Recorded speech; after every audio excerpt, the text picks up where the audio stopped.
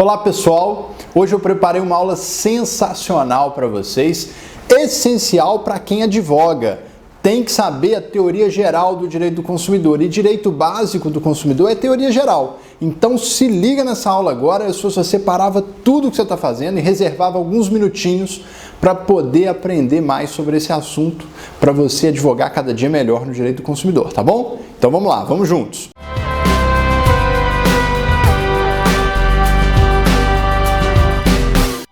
Abra aí para mim o seu Vadmer com o seu Código de Defesa do Consumidor, lá no título 1º, capítulo 3º, é o artigo 6º do CDC.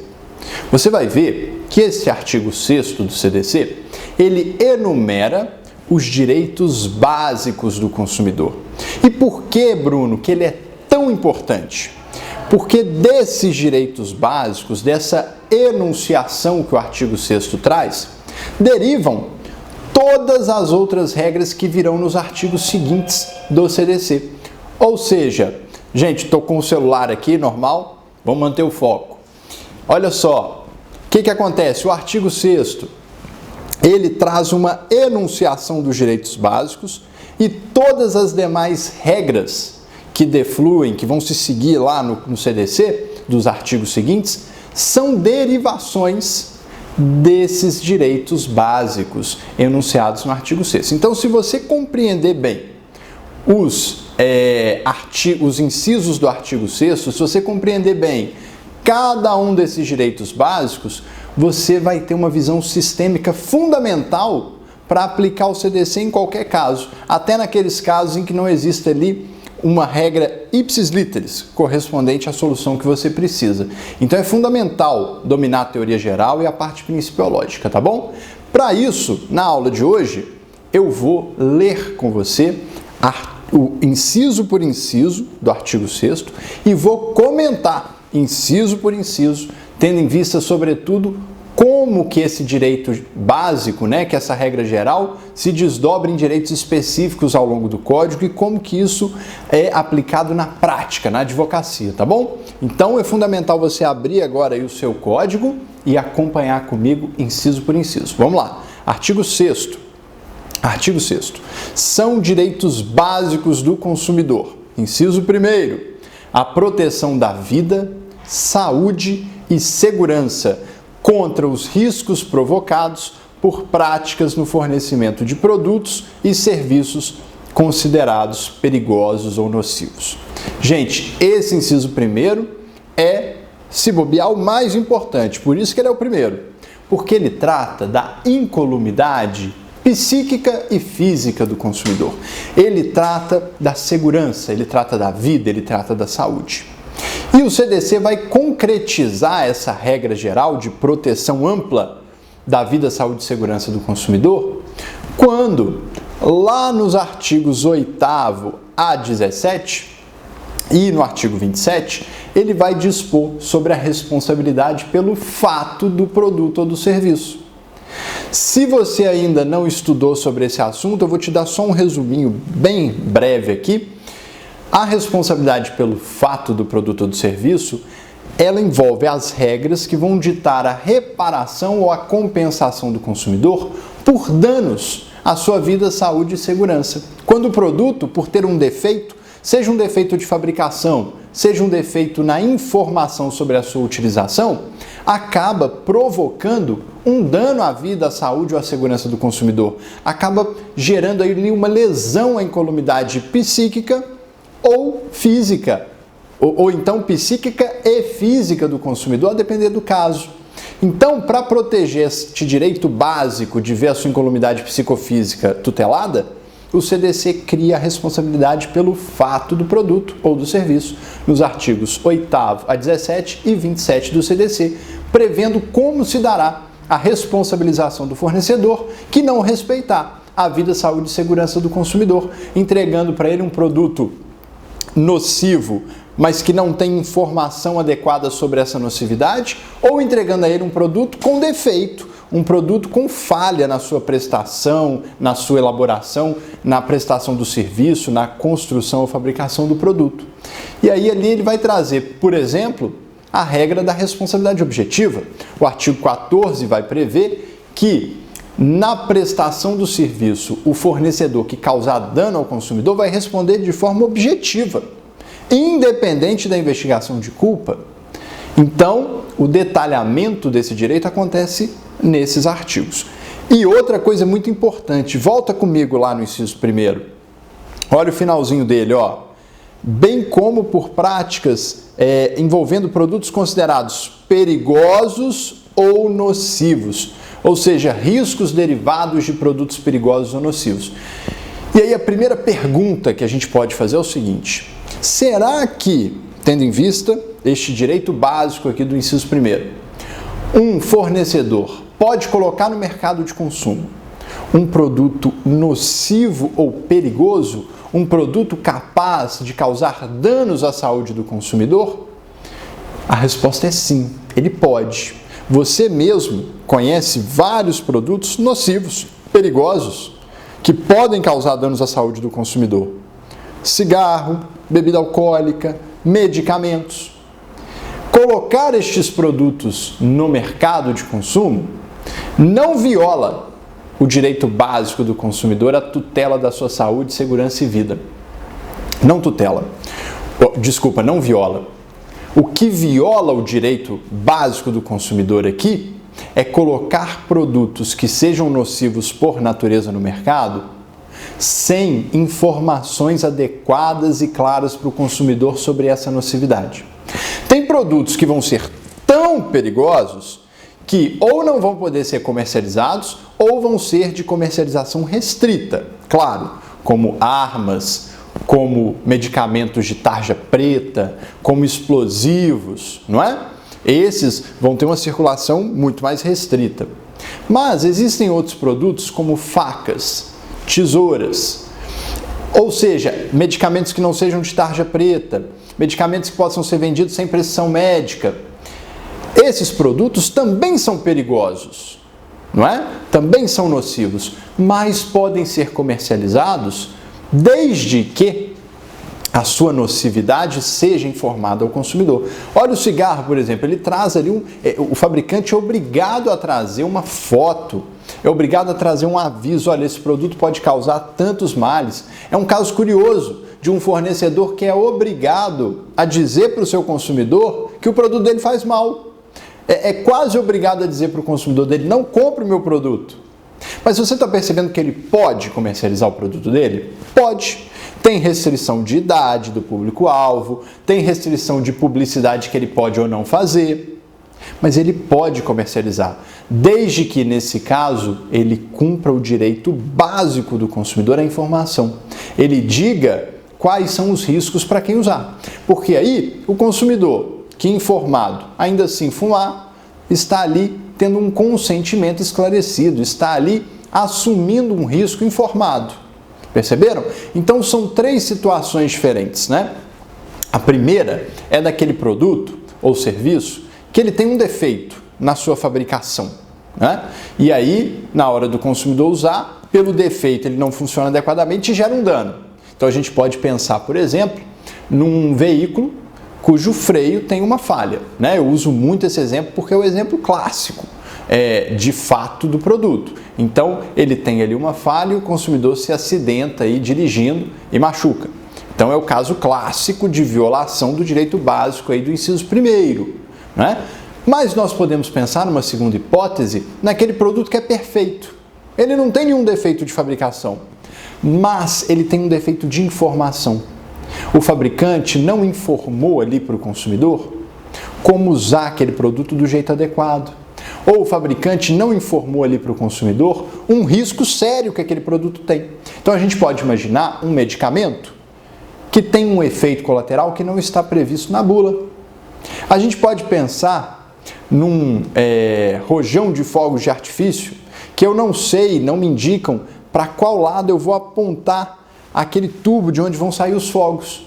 E aí eu posso me acidentar na hora de usar. Perceberam? É claro que eu não posso chegar a extremos, não é? Há riscos que são inerentes à natureza do próprio produto. Então uma faca não precisa vir com um aviso de que ela corta, não é? Isso é inerente à natureza.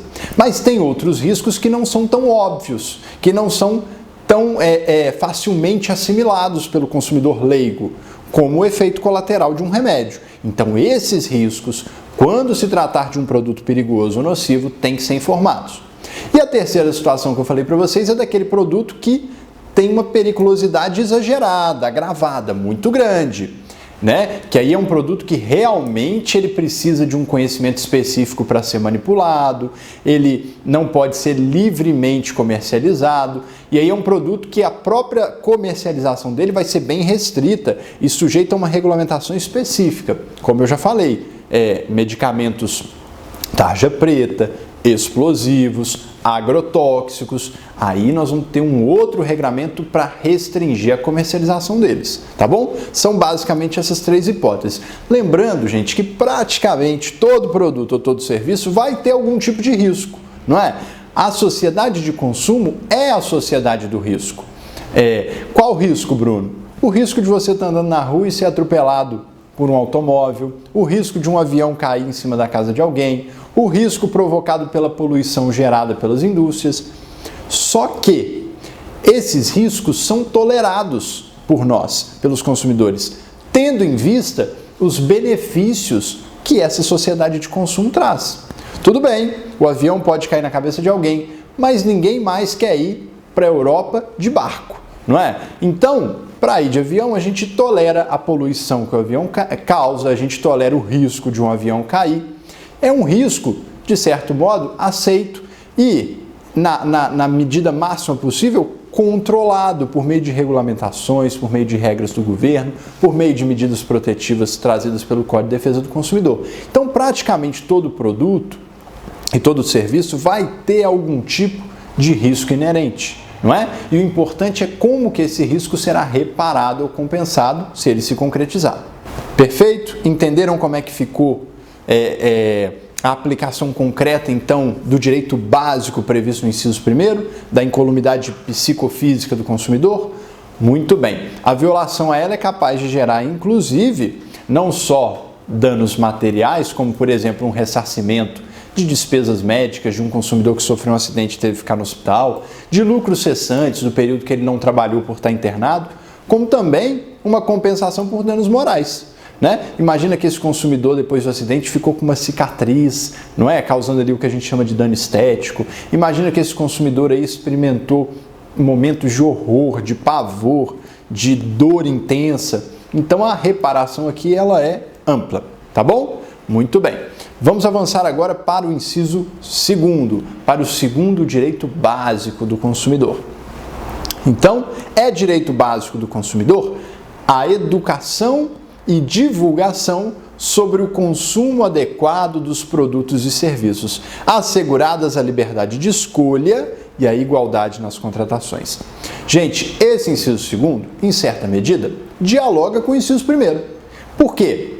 Na medida em que o CDC busca assegurar para o consumidor o acesso à informação clara, objetiva, adequada, ele também está protegendo o consumidor de riscos à sua saúde, à sua vida e à sua segurança.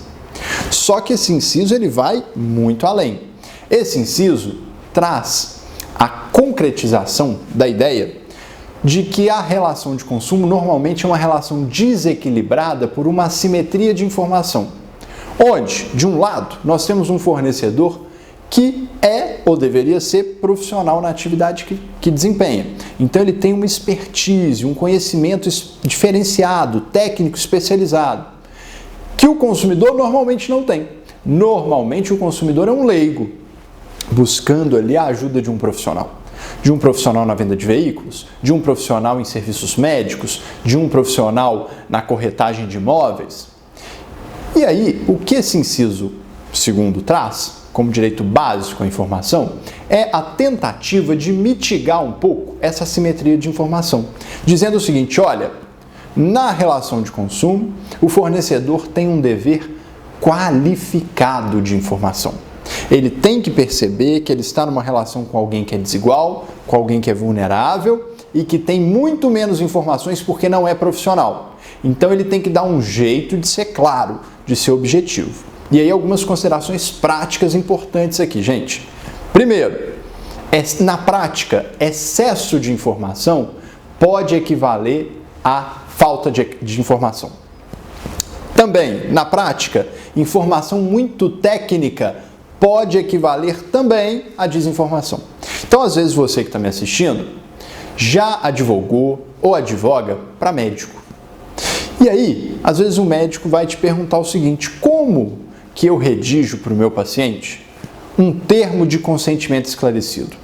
Um termo dele me autorizando a fazer um determinado procedimento cirúrgico de risco, onde eu posso me resguardar porque ele está se declarando ciente de riscos que podem acontecer naquele procedimento cirúrgico. Gente, a primeira coisa que você vai orientar para o seu cliente é que ele precisa ser claro e objetivo e lembrar que ele está falando com um leigo. Então, se ele fizer um termo de consentimento esclarecido só com termos técnicos, esse termo pode não ter validade para fins de exonerá-lo depois de uma eventual responsabilização, porque o consumidor pode depois arguir que ele não estava ciente de fato dos riscos envolvidos porque ele não compreendeu, na linguagem dele, de leigo, os riscos envolvidos naquele procedimento. Então é muito importante que a linguagem seja acessível. Do mesmo modo, pode ser que você que esteja me assistindo seja advogado de alguma empresa de tecnologia, de uma startup que está lançando um produto digital e que quer ali que você elabore para ela o termo de condições de uso daquele produto, um termo de adesão digital.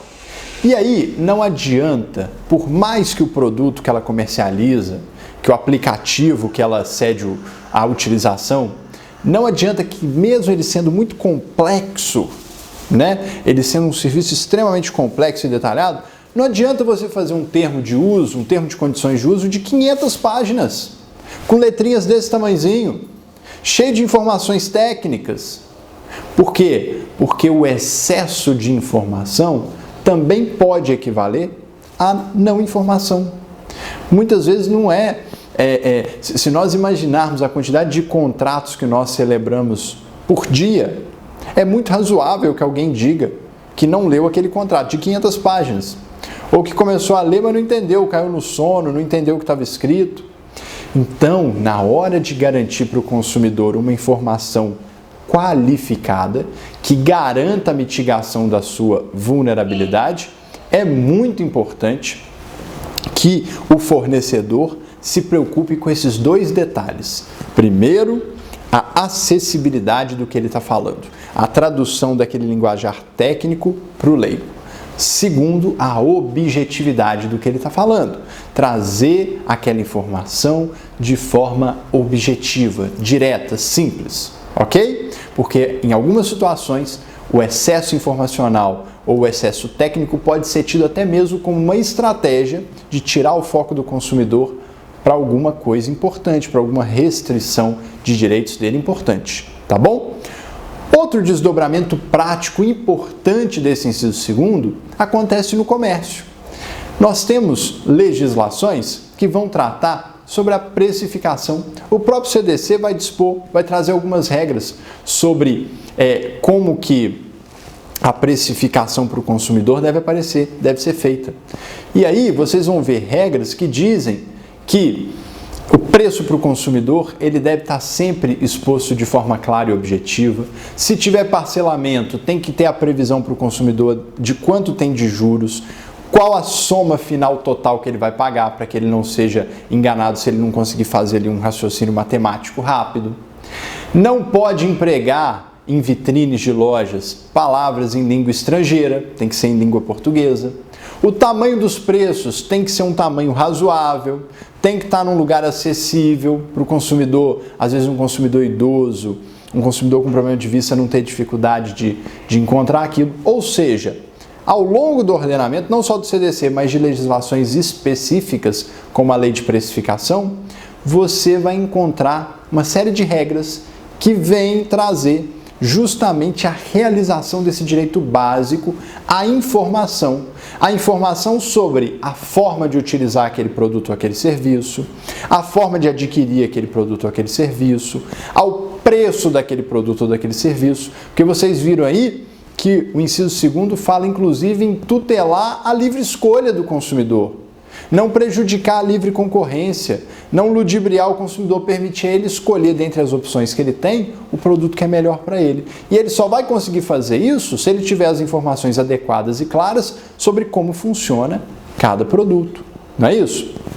Então, muito cuidado na hora de assessorar o seu cliente nesse aspecto, né? Ou também na hora de assessorar o consumidor para verificar se ele realmente teve ali um consentimento esclarecido, se ele entendeu o contrato, se ele leu o contrato. Olha, hoje tem empresas que, para poder atender um pouco mais essa questão da informação qualificada, estão fazendo o seguinte: na hora que o consumidor vai contratar, a atendente lê para o consumidor o contrato todo, cláusula por cláusula, e grava ela lendo para ele dando ok, ela perguntando: você compreendeu isso aqui? Você entendeu isso aqui? E ele dizendo sim, grava. E já aconteceu, deu ajuizar a ação pelo consumidor e a empresa trazer essa gravação, dizendo: mas ele foi informado, na hora nós lemos para ele, perguntamos se ele tinha entendido, ele falou que sim, se ele concordava, ele falou que sim. É claro, gente, que se tiver ali uma cláusula abusiva, a concordância do consumidor não vai ter o poder de transformar uma cláusula abusiva numa cláusula lícita. Mas para efeitos de dever de informação, isso é uma estratégia interessante. Essa é uma estratégia muito interessante, tá? Então, essas são algumas formas de concretização desse direito básico à informação, tá bom? Se você estiver ficando com alguma dúvida, vai anotando aí, no final do vídeo, deixa o seu comentário aqui, que eu vou te ajudando no que eu não tiver esclarecido, tá bom? Agora vamos então para o inciso 3º. Abra aí o inciso 3º. Pessoal, e antes da gente ir para o inciso 3º, uma última observação muito importante, porque vocês vão ver que o inciso 3º também fala de direito à informação. Reparem que o inciso 2º, ele fala em educação e divulgação. Educação para o consumo, que a gente chama.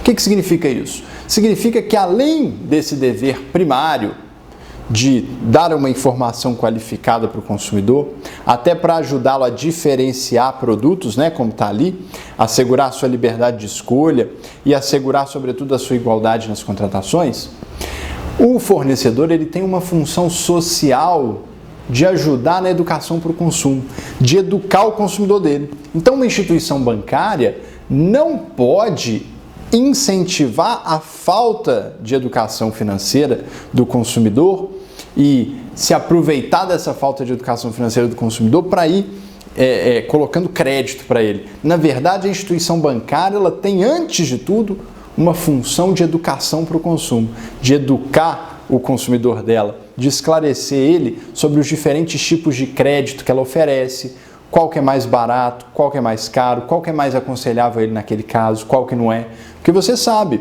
o crédito bancário, ele varia conforme risco e taxa de juros. Quanto mais arriscado para a instituição bancária, maior é a taxa de juros. Então, por exemplo, um crédito no cartão de crédito, que é um crédito pré-aprovado, ele tem taxas de juros que muitas vezes chegam a 200% ao ano. Exorbitantes. Por quê? Porque o risco de calote ali para a instituição financeira é muito grande. Porque como o crédito já está pré-aprovado para o consumidor, e é um crédito sem garantia, né? Assim, o consumidor não dá uma garantia específica por aquele crédito, um carro, uma casa, ele simplesmente o dinheiro é liberado para ele. Se ele não pagar, ele fica inadimplente, e aí é o patrimônio dele que tem que ser executado se ele tiver patrimônio. Há outras modalidades de crédito que são mais seguras, como o crédito consignado. Se o consumidor tem ali, ele é concursado, ele tem uma estabilidade no emprego, ele tem uma previsibilidade de renda, e o banco faz com ele um crédito consignado, onde desconta na folha de pagamento, o risco de calote é muito menor. Então as taxas de juros também são muito menores. Às vezes o consumidor não tem acesso a esse crédito, mas ele tem acesso a um crédito pessoal ou a um crédito com garantia real. Né? Um financiamento, por exemplo, que ele pode dar o próprio veículo que ele está adquirindo em garantia, numa alienação fiduciária, por exemplo. Então é importante que o banco trabalhe a educação para o consumo, trabalhe a educação financeira com o consumidor, faça campanhas de conscientização. Na hora do consumidor ir lá buscar um crédito, o gerente explique para ele a diferença entre essas modalidades, ajude ele a se organizar para poder escolher a que é mais vantajosa para ele naquele caso ali, às vezes a menos onerosa para ele naquele caso. Incentive o consumidor a investir, a poupar, não é? Isso não só as instituições bancárias, mas qualquer empresa, qualquer fornecedor tem essa função social de ajudar na promoção da educação para o consumo. Isso não é tarefa só dos órgãos governamentais, dos PROCONs, do Ministério Público, dos órgãos privados voltados para a tutela do consumidor como associações. Isso também é tarefa do fornecedor. Por quê? Porque a educação para o consumo é um direito básico do consumidor. Está aí no inciso 2º do artigo 6º. Então, os fornecedores também têm esta função social de educar os seus consumidores para o consumo e, sobretudo, de não se aproveitarem de uma ausência de educação para o consumo para impingir ali ao consumidor produtos desvantajosos para ele, para colocar ali ele em situações de desvantagem exagerada. Ou seja, o fornecedor tem que tomar esse cuidado, ele tem que estar atento a isso, tá bom? E aí então o inciso 3º também vai trazer o direito à informação. Mas aqui uma informação mais técnica sobre composição do produto, sobre rotulagem do produto, né? Então acompanha comigo aí, vamos lá para o inciso 3º, leia comigo.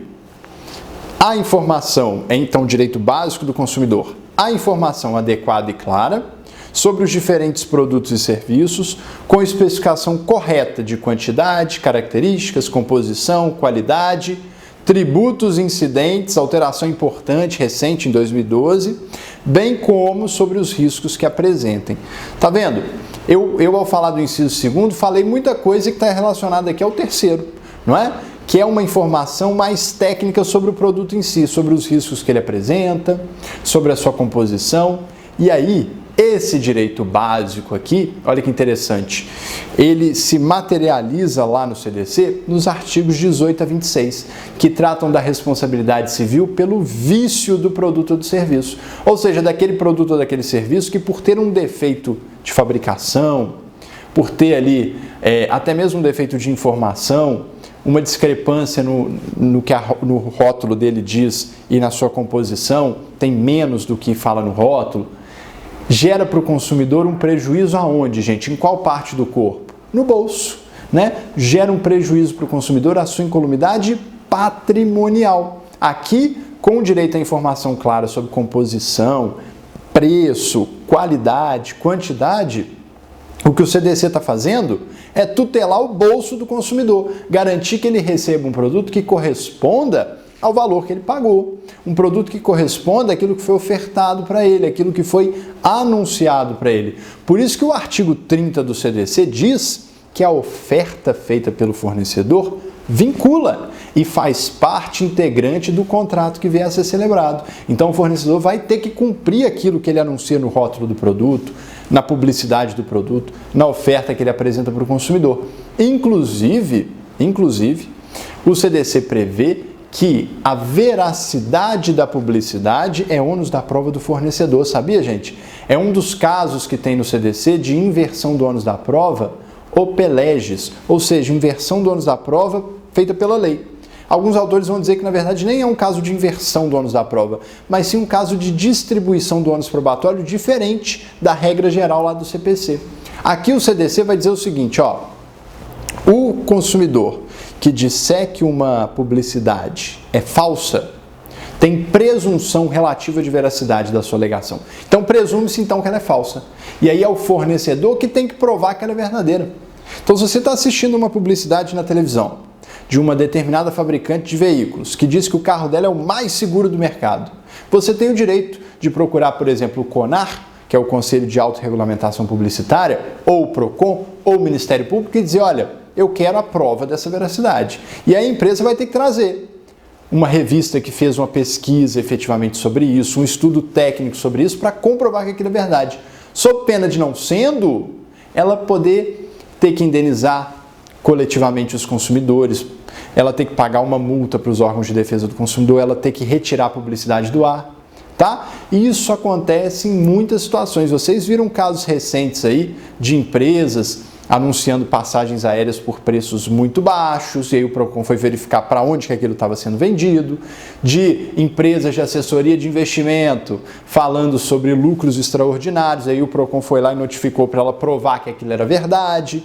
Ou seja, toda publicidade que o fornecedor anuncia, é ele que tem que provar a veracidade. Então, se o consumidor falar que é falsa, não é o consumidor que vai provar que é falsa, é o fornecedor que vai ter que provar que ela era verdadeira, tá bom? É um exemplo de aplicação concreta aí da regra do inciso 3º, do direito à informação, para tutelar a incolumidade financeira do consumidor. E que você pode aplicar na prática da sua advocacia, dependendo do caso que o consumidor trouxer para você, você já sabe que oferta, publicidade vincula e que o ônus da prova da publicidade, da sua veracidade, é do fornecedor e não do consumidor. Ele pode arguir a falsidade e é a empresa que tem que afastá-la, ok? Então, muito importante isso. E lembrando, então, que esse inciso 3º está relacionado aí à responsabilidade pelo vício. Se um produto não tem aquela quantidade prevista no rótulo, não tem aquela qualidade prevista no rótulo, não tem ali aquela composição anunciada, cabe o quê? Cabe o consumidor pedir uma reparação, o consumidor pedir o conserto, o consumidor pedir o desfazimento do negócio e a devolução do seu dinheiro, aquelas regras do artigo 18 e 20 do CDC específicas para a responsabilidade pelo vício. Estão percebendo então que interessante? O inciso 1º se materializa na responsabilidade pelo fato, proteção da saúde e segurança do consumidor. Os incisos 2º e 3º se materializam na responsabilidade pelo vício, proteção da incolumidade financeira, do bolso, do dinheiro do consumidor. Então, esses direitos básicos são fundamentais. Eles materializam o direito do consumidor. Até mesmo vão te ajudar em situações em que as regras específicas do CDC não têm uma resposta óbvia. Conhecendo essa principiologia, esses direitos básicos, você vai ter mais facilidade para construir com a hermenêutica a solução para o caso do seu cliente, tá bom? Então vamos prosseguir agora, vamos para o inciso 4º. Muito bem, pessoal, então agora o inciso 4º. Ah, só uma coisa, o pessoal da minha produção falou aqui que eu esqueci de falar com vocês qual é o artigo que trata lá do ônus da prova da publicidade, é o artigo 38. Tá, gente? É o artigo 38 que diz que o ônus da prova da veracidade da publicidade da informação é do fornecedor, tá bom? Artigo 38, muito bem. Então vamos lá. Agora, inciso 5º. É direito básico... Ó, desculpa, inciso 4º. Tô pulando aqui, né? Tô pulando. Pessoal me ajudando aqui. Inciso 4º. É direito básico do consumidor a proteção contra a publicidade enganosa e abusiva, métodos comerciais coercitivos ou desleais, bem como contra práticas e cláusulas abusivas ou impostas no fornecimento de produtos e serviços. Pessoal, olha só, esse inciso 4º, ele é materializado, primeiro, a primeira parte dele, ó, contra a publicidade enganosa e abusiva, lá nos artigos 36, 37 e 38, que tratam da publicidade enganosa, da publicidade abusiva, do ônus da prova da publicidade. A parte desse inciso que trata das práticas e cláusulas abusivas é materializada nos artigos 39 e 51. O artigo 39 fala das práticas comerciais abusivas, condutas dos comerciantes que são proibidas, que não podem ser feitas. E o artigo 51 fala das cláusulas contratuais abusivas, de cláusulas inseridas nos contratos que, se estiverem lá, são abusivas e são nulas de pleno direito, não têm validade. Ou seja, materialização desse direito básico do consumidor de não ser enganado, de não ser vítima de práticas abusivas, de cláusulas contratuais abusivas. E aí lá vocês vão ver vários exemplos, porque cada um desses artigos adota um rol exemplificativo, tanto o artigo 39 quanto o artigo 51, ou seja, um rol aberto. Vocês vão ver exemplos de práticas abusivas e de cláusulas abusivas. Por que, Bruno, que são só exemplos? Por que o rol não é exaustivo? Porque não tem como, gente. Eu gosto de fazer uma analogia com convenção de condomínio, né? Apesar de hoje o tema ser controverso, se a convenção de condomínio pode ou não limitar o número de animais, ou se tem animal ou não no apartamento, por que normalmente a convenção de condomínio vai trazer assim, ó, é proibida a permanência de animais nos apartamentos, tais como cachorros, gatos, pássaros. Aí a pessoa bate o olho naquilo ali, o morador fala assim, não tem ali leão, então eu vou ter um leão no meu apartamento. Não tem cobra, eu vou ter uma cobra no meu apartamento. Por que o artigo da Convenção do Condomínio não traz esse rol completo? Porque não dá para colocar toda a fauna de animais domésticos e silvestres ali na cláusula de condomínio. Então, o que quem redige, né, a convenção de condomínio faz? Coloca alguns exemplos para poder dar parâmetro para o morador interpretar o que pode e o que não pode. Então o morador vai ver e vai falar assim, puxa vida, se não pode um gato, não pode uma cobra. Se não pode um cachorro, não pode um leão, não é? Mas ao mesmo tempo vai dizer o seguinte, tá, não pode cachorro, não pode gato, não pode pássaro, mas pode um peixe, né? Porque aqui eu acho que é pelo barulho, eu acho que é pelo tamanho, eu acho que é pela movimentação, então dá parâmetro. Aqui o CDC faz a mesma coisa. Não tem como o legislador prever todas as práticas abusivas, todas as cláusulas contratuais abusivas que podem vir da criatividade dos fornecedores para fazer um rol fechado, exaustivo no CDC. Então ele prevê algumas, as mais comuns, as mais corriqueiras e as mais relevantes para te dar parâmetros para, se acontecer outra prática distinta daquelas, você saber, dentro daqueles parâmetros trazidos por aquele rol, se aquela é ou não uma prática abusiva. Não é isso? Então, por exemplo, não precisa ter um inciso no artigo 39 falando que na hora de comprar a pizza lá no restaurante e você escolher metade de um sabor, metade do outro, o fornecedor, o comerciante, não pode cobrar o valor da mais cara pela pizza inteira. Não precisa estar escrito isso ali no CDC, mas você sabe que isso não pode, que isso é uma prática abusiva. Ele cobrar pelo valor da mais cara, mesmo você tendo pedido metade de uma mais barata e metade da mais cara. Por quê? Você vai fazer uma analogia com o inciso 1º, que veda a venda casada, com o inciso 5º, que veda a exigência de vantagem manifestamente excessiva, fazer o consumidor pagar por algo que ele não consumiu, né? Pagar mais do que ele consumiu. Então você tem ali exemplos para concretizar esse inciso 4º, que traz a proteção ampla do consumidor contra práticas abusivas, estejam ou não previstas expressamente no CDC, mas desde que dentro deste princípio, dessa lógica principiológica que nós estamos estudando. Entendeu? Então aqui nós temos publicidades, que eu já falei para você, está lá 36, 37 e 38 do CDC. Claro que já a partir do 30, que vai tratar da oferta, já está relacionada à publicidade, então você pode pegar a partir do artigo 30 até o 38, você vai ter oferta e publicidade, que são relevantes para esse direito de veracidade do consumidor, de não ser manipulado. O artigo 39 para as práticas abusivas e o artigo 51 para as cláusulas contratuais abusivas. Lembrando, gente, que publicidade enganosa é diferente de publicidade abusiva. Publicidade enganosa, como o próprio nome diz, é aquela que mente para o consumidor.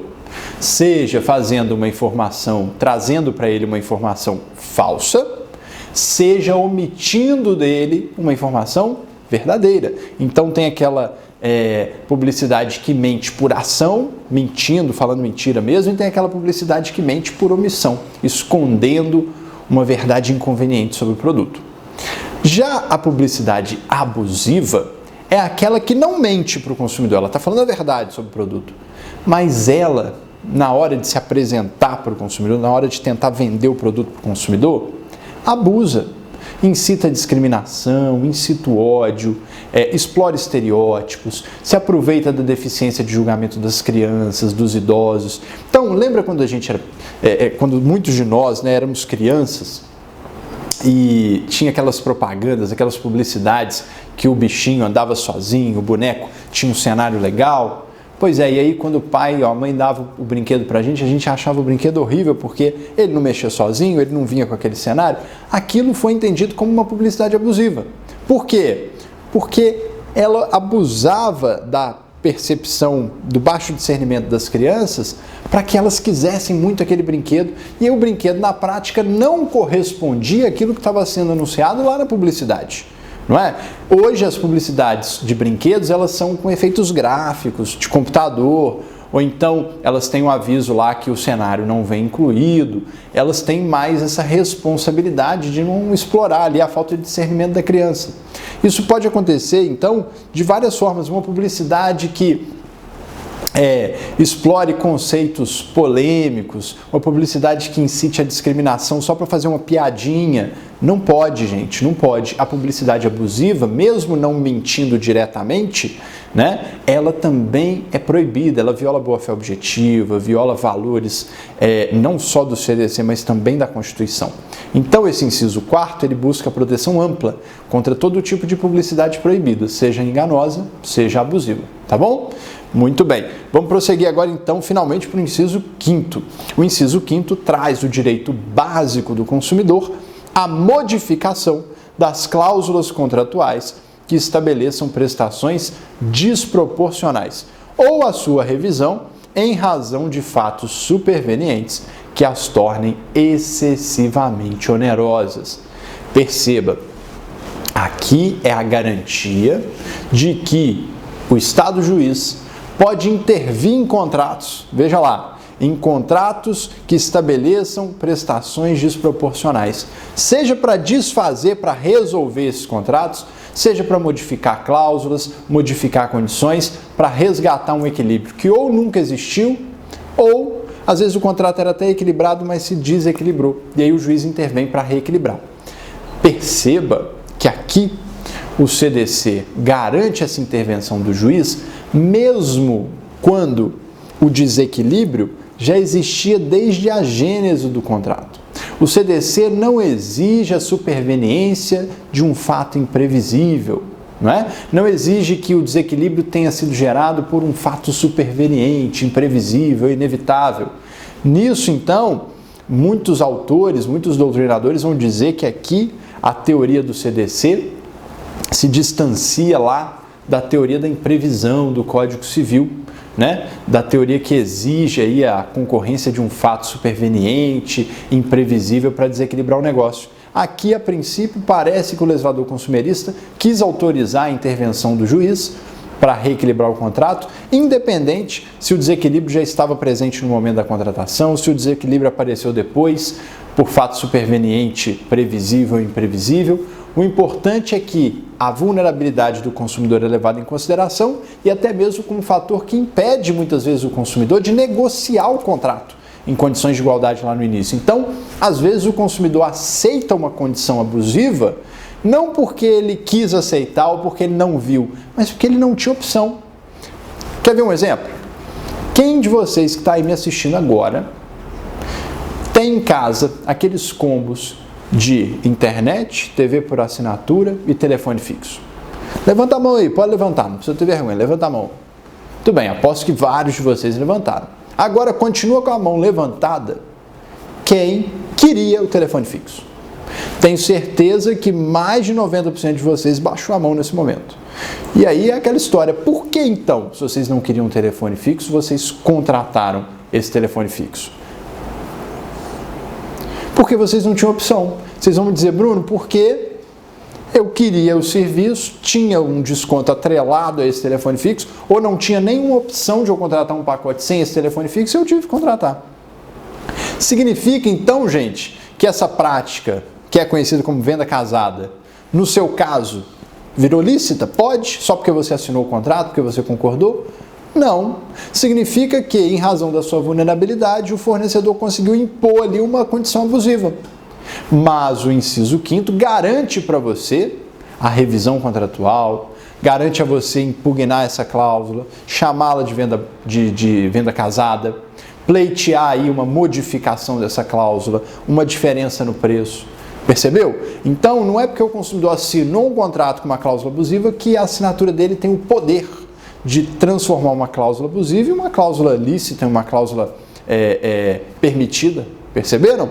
Então, esse inciso 5º vem trazer esta constatação lógica, de que a vulnerabilidade, a assimetria de informação, a assimetria até mesmo pelo fato do consumidor ser aquele que tem um desejo, uma necessidade a ser satisfeita, e o fornecedor é aquele detentor do objeto, do serviço, do produto ou do serviço, que vai satisfazer essa necessidade ou esse desejo, isso gera desequilíbrio. O inciso 5º é a constatação de que essa vulnerabilidade existe e que ela deve ser protegida, ela deve ser tutelada para que o consumidor tenha direito a contratos equilibrados, justos, a pagar, a entregar uma prestação que corresponda à contraprestação. Tá ok? Beleza? Muito bem. Vamos agora então para o inciso 6º. O inciso 6º traz o direito básico do consumidor à efetiva prevenção e reparação de danos patrimoniais e morais, individuais, coletivos e difusos. Aqui há o claro intuito do legislador de promover a proteção ampla do consumidor, em todas as suas esferas, patrimonial e extrapatrimonial, individual, coletiva ou difusa. E acima de tudo, gente, o legislador consumerista aqui dá um recado muito importante, sobretudo para os órgãos estatais de tutela do consumidor. Ele diz assim: olha, você não precisa esperar o dano acontecer com o consumidor para protegê-lo. Você não precisa esperar o dano acontecer com o consumidor para pedir reparação. Você pode atuar preventivamente. E aí um exemplo concreto para você, um exemplo de concretização desse direito básico. Artigo 2º, parágrafo único do CDC. O artigo 2º, parágrafo único do CDC vai trazer o conceito de consumidor por um dos conceitos, que são 3, mas um dos 3 tipos de consumidor por equiparação que nós temos. E aí esse parágrafo único do artigo 2º vai dizer que equiparam-se a consumidores toda a coletividade que haja intervindo na relação de consumo. Quem são as pessoas que não são consumidoras ainda, mas são equiparadas a consumidores porque estão intervindo aí nas relações de consumo, gente? São os chamados consumidores potenciais. São aquelas pessoas que estão ali no mercado de consumo contratando todos os dias e que podem vir a contratar sob condições abusivas de um determinado fornecedor. Vamos trazer isso para o caso concreto. Imagine que uma determinada operadora de telefonia coloque lá no seu contrato de adesão uma cláusula abusiva porque ela impõe uma venda casada para o consumidor, tá bom? Contrato de adesão, você sabe, é aquele em que as cláusulas são estabelecidas unilateralmente pelo fornecedor, que o consumidor não consegue mudar nada ou muda muito pouco, normalmente preço e forma de pagamento. Então, esta empresa estabelece no seu contrato de adesão, que é aquela que ela celebra com todos os seus consumidores, uma cláusula abusiva. Muito bem. Será que um órgão de defesa coletiva, como o Ministério Público, como o PROCON, precisa ficar esperando as pessoas irem lá contratar e ficarem sujeitos àquela cláusula, ou podem atuar preventivamente? Podem atuar preventivamente. Pode, por exemplo, o Ministério Público procurar esse fornecedor para fazer um TAC com ele, um termo de ajustamento de conduta. Ou, se ele não quiser, pode ajuizar uma ação civil pública, objetivando o quê, gente? Objetivando que o fornecedor retire aquela cláusula que é abusiva, que prevê uma venda casada, do seu contrato de adesão. E assim não lese consumidores potenciais. Então essa é a função preventiva. Mas lembrando também que está assegurada a reparação ampla de danos, tanto dos danos patrimoniais quanto dos danos extrapatrimoniais, os danos à pessoa do consumidor. E aí estão abrangidos os danos emergentes, os lucros cessantes, na parte dos danos materiais, e os danos morais na parte do dano à pessoa. A reparação aqui ela é ampla, ok? Lembrando que para o dano patrimonial nós vamos seguir aí as regras da responsabilidade civil por vício do produto ou do serviço, para proteger a incolumidade financeira do consumidor. E para os danos que produzam aí riscos ou violem a saúde, a vida e a segurança do consumidor, nós vamos seguir as regras da responsabilidade civil pelo fato do produto ou do serviço. Tá bom, gente? Muito bem. Então vamos agora para o inciso 7º. O inciso 7º vai dizer que é direito básico do consumidor o acesso aos órgãos judiciários e administrativos com vistas à prevenção ou reparação de danos patrimoniais e morais, individuais, coletivos ou difusos, assegurada a proteção jurídica, administrativa e técnica aos necessitados. Esse inciso 7º nada mais é do que a realização do direito constitucional básico de acesso à justiça, dizendo aqui o seguinte: olha, tem que atentar que todo consumidor deve ter direito de acessar o Poder Judiciário, não só para reparar prejuízos que sofreu, mas também para prevenir prejuízos iminentes, não é? As tutelas de urgência estão aí para realizar bem esse direito, para concretizar isso que eu estou dizendo. Mas aqui também esse inciso prevê que deve-se garantir ao consumidor hipossuficiente, aquele que não tem condições financeiras, né, suficientes, a assistência jurídica, a proteção jurídica, administrativa e técnica, não é? Proteção essa que normalmente é desempenhada extrajudicialmente pelos PROCONs e judicialmente pela Defensoria Pública. Então aqui o que o CDC está dizendo é que não adianta ter esses direitos básicos todos e não ter o direito de acesso efetivo à justiça e de acompanhamento técnico especializado. Então aqui é necessário que se assegure ao consumidor os meios para exercitar e para garantir esses direitos básicos por meio dessa garantia de acesso efetivo à jurisdição e de assessoramento técnico especializado para isso, tá bom? Muito bem. Então agora vamos ao inciso 8º. Gente, o inciso 8º ele é muito importante, não que os outros não sejam, todos são muito importantes, mas o inciso 8º ele traz algumas repercussões práticas muito importantes, então eu vou gastar um pouquinho mais de tempo nele agora. Abra aí, leia comigo o inciso 8º. É direito básico do consumidor a facilitação da defesa de seus direitos, inclusive com a inversão do ônus da prova a seu favor no processo civil, quando a critério do juiz for verossímil a alegação ou quando for ele hipossuficiente, segundo as regras ordinárias de experiências. Pessoal, esse inciso traz uma garantia importantíssima, que é a inversão do ônus da prova. O ônus da prova segue a regra geral no processo civil, que você conhece. Ao autor incumbe a prova do fato constitutivo do seu direito e ao réu incumbe o ônus da prova do fato impeditivo, modificativo ou extintivo do direito do autor. Só que existem 3 tipos de inversão desse ônus, 3 tipos de situação onde esse ônus vai estar distribuído de forma diversa dessa regra geral. A primeira é na chamada inversão ope legis, inversão legal do ônus da prova, que é quando a própria lei traz uma distribuição diferente do ônus da prova. Como você já viu aí o exemplo que eu dei do artigo 38 do CDC. Outro exemplo seria o artigo 14, parágrafo 3º do CDC, que prevê assim, o fornecedor responderá objetivamente perante o consumidor por falhas na prestação de seus serviços e só não será responsabilizado quando provar. Aí tem lá os incisos, tem as hipóteses do parágrafo 3º do artigo 14. Quando o CDC diz que ele vai ser responsabilizado e só não será responsabilizado quando provar, o que o CDC está fazendo, gente? Ele está invertendo o ônus da prova, ele está estabelecendo uma forma diferente de distribuir o ônus.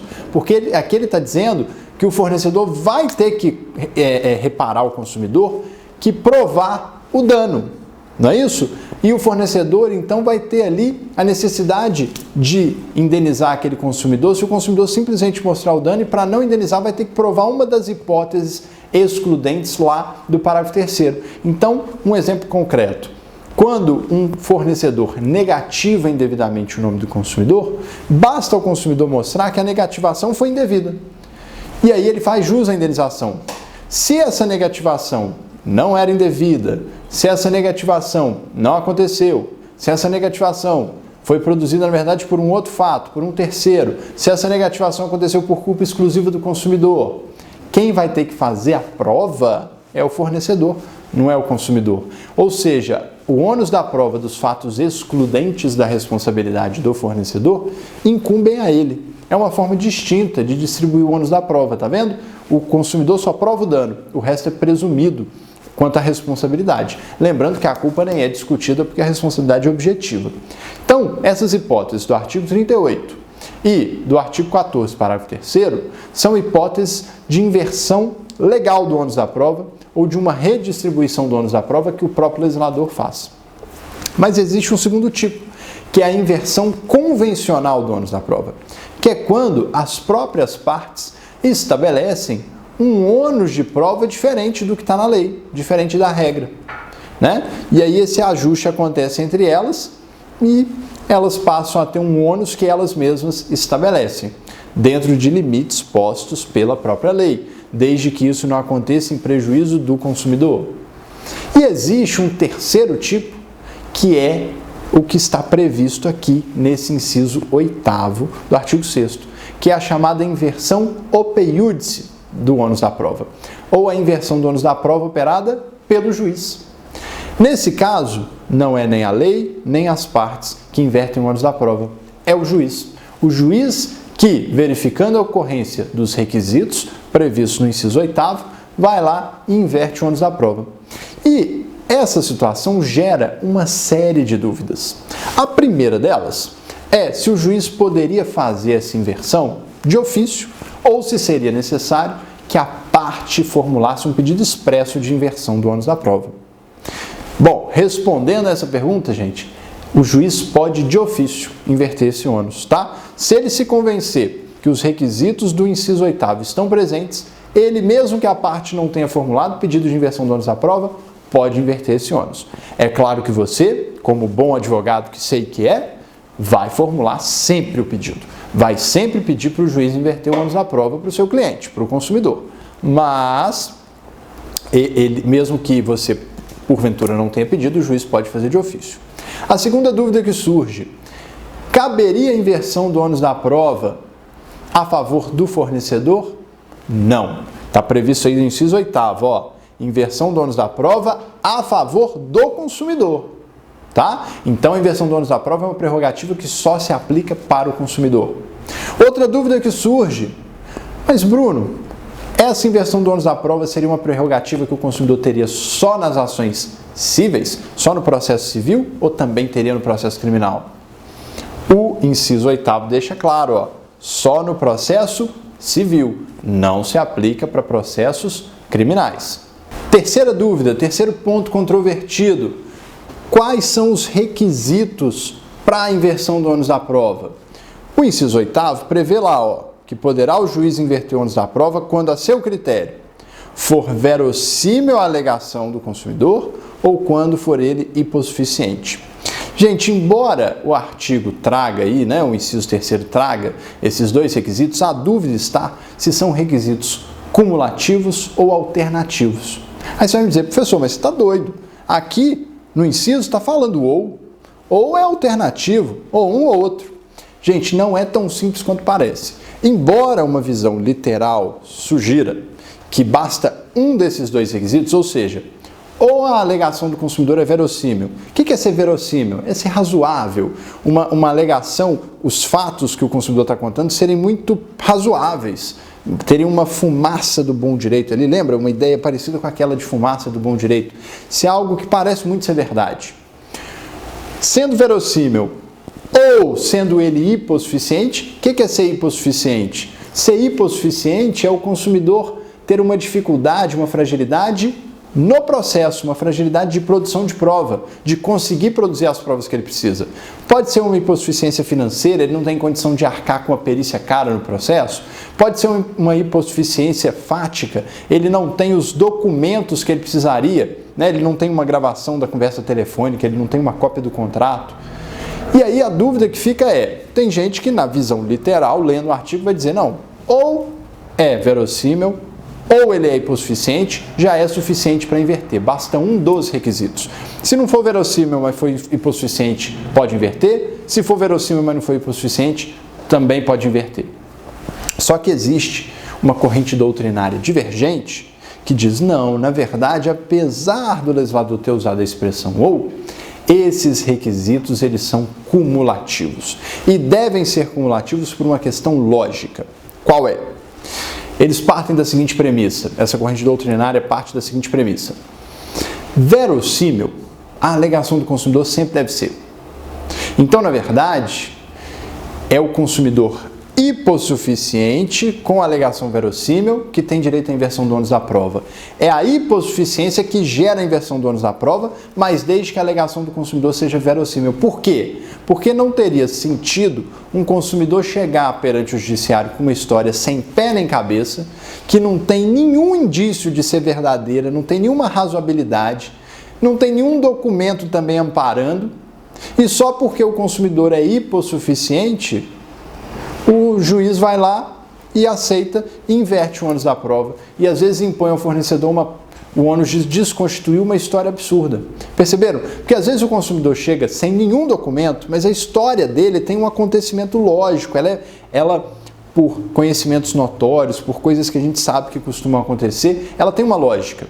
Às vezes ele chega com uma história que é um pouco difícil, não tem tanta verossimilhança, mas ele tem um iniciozinho de prova, alguma coisa assim.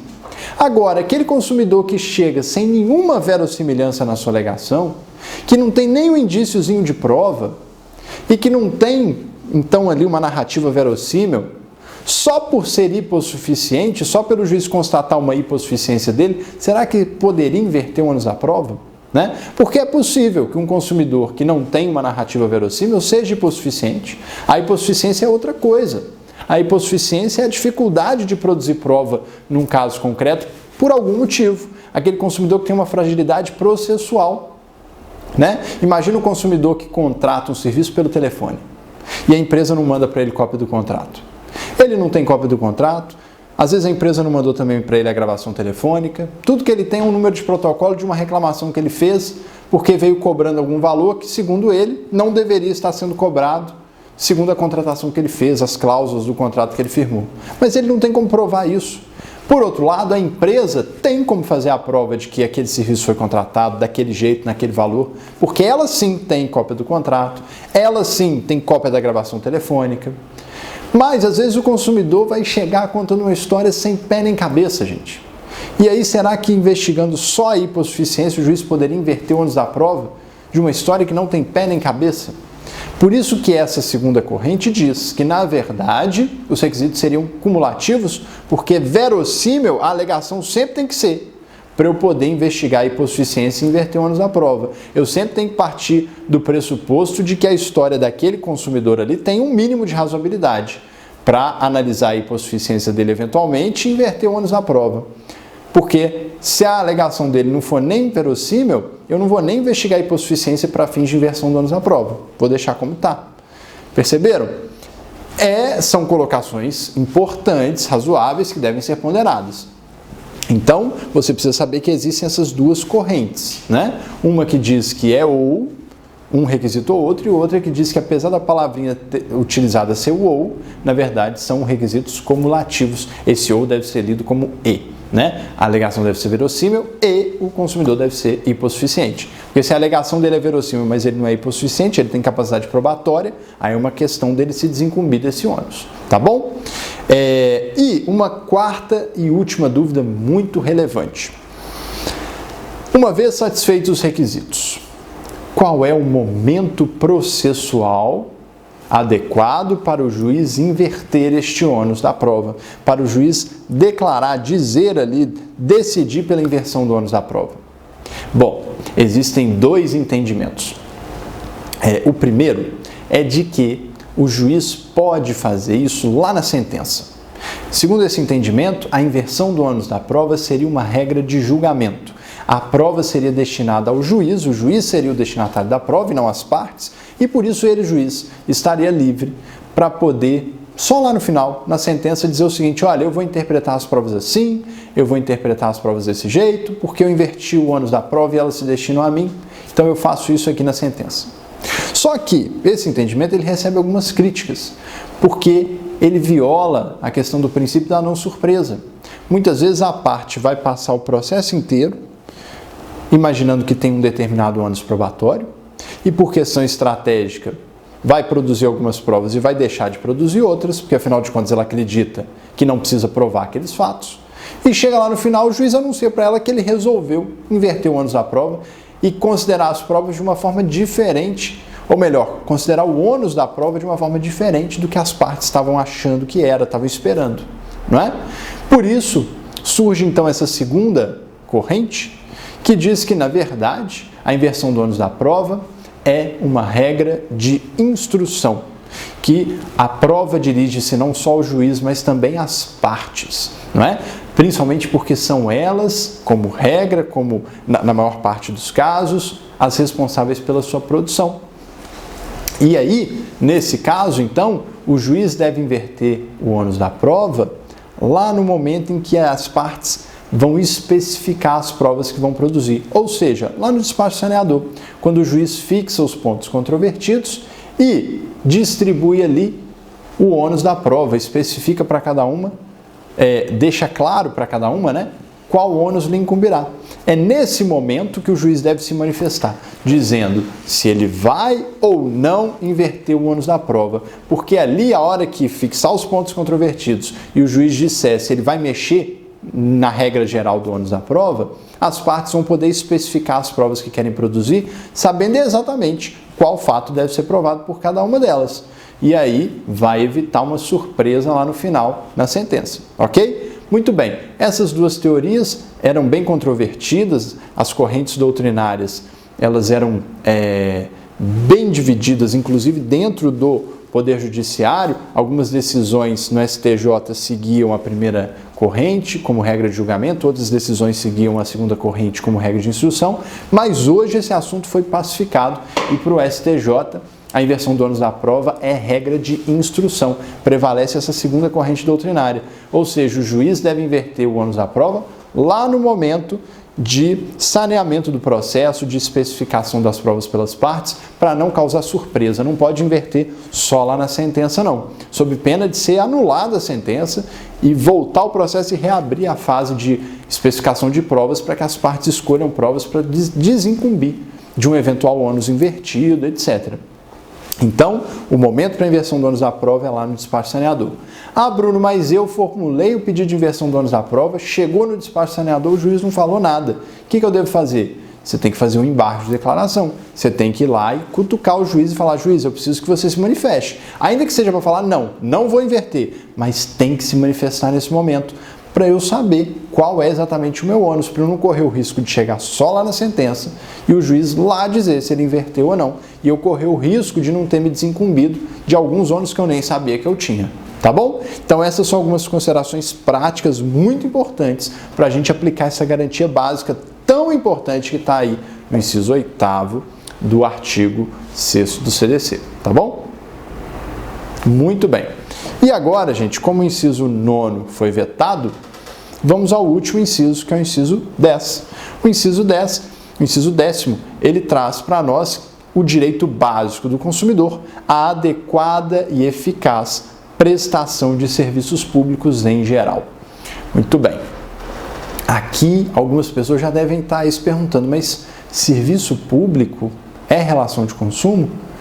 Gente, sim, ou melhor, pode ser, depende. Vamos lá, vamos entender isso aqui. O serviço público, ele é de titularidade do Estado, da União, do Estado federado ou do município, mas é um serviço cuja titularidade pertence ao Estado, não é? Estado lato sensu. E aí o Estado pode fazer o quê? Ele pode conceder este serviço para um particular exercê-lo. Ele não concede para o particular a titularidade, ela continua sendo do Estado, mas ele concede a exploração, não é isso? Então, vamos pegar, por exemplo, a educação. A educação é um serviço de titularidade do Estado, né? A educação é um direito de todos e dever do Estado, assim como a saúde, por exemplo. Mas o Estado pode delegar, por meio de uma concessão, a exploração desse serviço por faculdades particulares, por escolas particulares. O serviço deixou de ser público? Não. Deixou de ser da União? Deixou de ser do Estado? Deixou de ser do município? Não. Só a exploração dele que foi outorgada, foi transferida por uma concessão de modo precário, de modo temporário para o particular. Tanto é que se o particular descumprir as regras dessa concessão, ele perde o direito de explorar esse serviço, que volta a ser, a exploração volta a ser do Estado, que pode concedê-la para outro particular.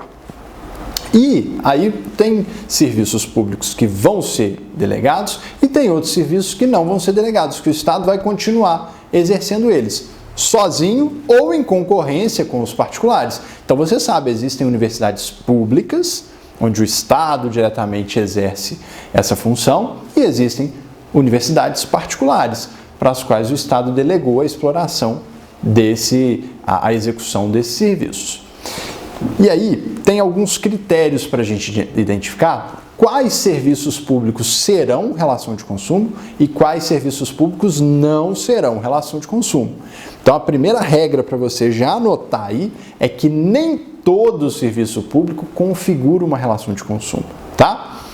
Então, olha só, hora de você fazer uma planilhazinha, uma tabelinha aí no seu caderno, para você que está anotando, para distinguir. São serviços públicos que configuram relação de consumo. Primeiro, aqueles que os destinatários, os usuários, podem ser individualizados. Ou seja, eu consigo individualizar exatamente quem está usando aquele serviço. Segundo, aqueles serviços públicos que são de uso facultativo. Ou seja, o consumidor tem a opção de usar ou não usar. E só paga por ele se usar, só paga por ele pelo uso, remunera pelo uso. Também aqueles serviços públicos que são remunerados de forma específica, normalmente mediante tarifa ou taxa, tá? Então que o consumidor paga a cada uso mediante uma tarifa ou uma taxa. Então anotou essas características? É o serviço que eu consigo identificar cada um dos usuários, que os consumidores podem escolher por usar ou não, que vão pagar só se usar e que normalmente vão remunerar dessa forma, tarifa ou taxa, ok? Muito bem. Por outro lado, agora do outro lado da sua tabelinha, não configuram relação de consumo, ou seja, são serviços públicos que não são relação de consumo. Aqueles que são prestados para uma universalidade e que não é possível individualizar muito bem cada um dos seus usuários. Aqueles que não são de uso facultativo, que são colocados à disposição do consumidor, use ele ou não, e que, portanto, também são remunerados pelo consumidor, use ele ou não, são remunerados pelo cidadão, desculpa. Consumidor não, ele não é consumidor. São remunerados pelo cidadão, ele sendo usuário ou não, e que são remunerados normalmente por meio de impostos. Por meio de impostos. Não é? Então, repetindo, são serviços públicos que não configuram relação de consumo, aqueles que eu não consigo individualizar cada um dos usuários, que são colocados à disposição do usuário, use ele ou não, que o usuário remunera usando ele ou não aquele serviço, né? E que são remunerados normalmente mediante impostos. Então você já tem condição de separar do lado esquerdo aí da sua planilha, da sua tabela, exemplos de serviços públicos que configuram relação de consumo e do lado direito, exemplos de serviços públicos que não configuram relação de consumo, né? Então vamos fazer juntos aqui, vamos trazer alguns exemplos juntos. Vou até dar um tempinho para você colocar no seu caderno alguns exemplos, né? Você pode pausar esse vídeo um pouquinho, coloca alguns exemplos de cada lado da tabela e vamos ver se eles vão bater com o que eu vou falar para você agora. Anotou? Então vamos lá. Lado esquerdo da tabela. Se você colocou direito ou esquerdo, é o lado que está dizendo assim, ó, serviço público que não configura, serviço público que configura relação de consumo. Vamos começar com os serviços públicos que são relação de consumo. Podemos trazer como exemplo os serviços de telefonia, serviços de empresas de telecomunicação, telefonia, TV por assinatura, internet. As telecomunicações são de titularidade da União, mas são concedidas a particulares para sua exploração, as operadoras de telefonia. Vivo, Oi, NET são empresas concessionárias de serviços públicos de telecomunicação. Então, olha só, aqui ó, eu consigo individualizar cada um dos usuários ali do serviço da Oi, por exemplo? Consigo. Cada um que tem uma linha telefônica, que tem internet? Consigo. Eu sou obrigado a contratar um serviço de telefone celular? Não. É muito importante, é uma necessidade, mas eu não sou obrigado. Se eu quiser não ter um celular, não ter um telefone, eu posso não ter. Eu só remunero pelo uso? Sim, eu só vou pagar pelo serviço da Oi se eu usar. Se eu não tiver contrato com a Oi, eu não pago a Oi. E eu remunero como? Mediante ali uma tarifa. Não é isso? Então, telecomunicação. Outro exemplo, serviços de transporte aéreo, aviação civil. Outro exemplo, serviços de energia elétrica para a casa do consumidor, consumo residencial. Eu só contrato, embora também seja fundamental ter luz em casa, eu só faço contrato com a concessionária de energia elétrica se eu quiser. Eu só pago pelo consumo que eu tenho. Eu pago uma tarifa de energia. Perceberam? Agora vamos para o outro lado da sua tabela. Serviços públicos que não configuram relação de consumo.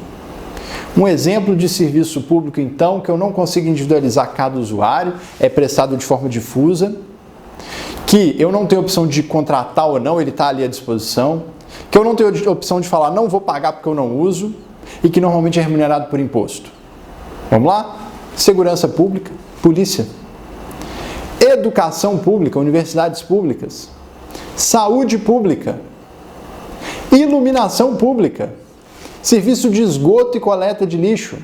Eu tenho a opção de dizer assim, eu não vou pagar a taxa aqui de esgoto e de coleta de lixo, não, porque eu reciclo tudo meu aqui, não coloco nada na rua. Você vai pagar do mesmo jeito. Eu não vou pagar imposto aqui que vai para a educação, não, porque eu não estudei em universidade pública, eu estudo em universidade privada. Eu não vou pagar aqui o IPVA do meu carro, não, porque eu quase não pego estrada, quase não uso meu carro. Quando eu uso estrada, ela é pedagiada, ela é parceria com a iniciativa privada. Você não tem essa opção. Não vou pagar imposto aqui porque eu não uso saúde pública, eu tenho plano de saúde. Perceberam? Aqui você tem o serviço à disposição, ou deveria ter, paga imposto usando ele ou não. Bruno, mas essa universidade pública eu não tenho ali à disposição para usar se eu quiser. Gente, não é nesse sentido. É porque muitas vezes o serviço público ele é limitado, não é? Então, todo mundo potencialmente pode entrar numa universidade pública sem pagar necessariamente uma mensalidade. Mas como as vagas são limitadas, aí tem um programa que avalia o mérito, não é? Por meio de um vestibular, por meio de uma prova, para ver quem vai preencher as vagas que existem. Mas o serviço é público, está ali colocado à disposição e você vai pagar imposto por ele usando ou não. Entenderam? Então, esses serviços, eles não são serviços que configuram relação de consumo. Nesse caso, o Estado não pode ser tido como um fornecedor. Então, olha só, às vezes é a mesma atividade, mas como muda a natureza da sua prestação, ela é de consumo numa situação e não é na outra. Então, se você teve um problema com a sua faculdade que é particular, é relação de consumo, aplica o CDC, você é consumidor, ela é fornecedora. Agora, se você teve um problema com a sua universidade que é pública, as regras vão ser outras, de direito administrativo. Não vai se aplicar o CDC no seu caso, você não é um consumidor.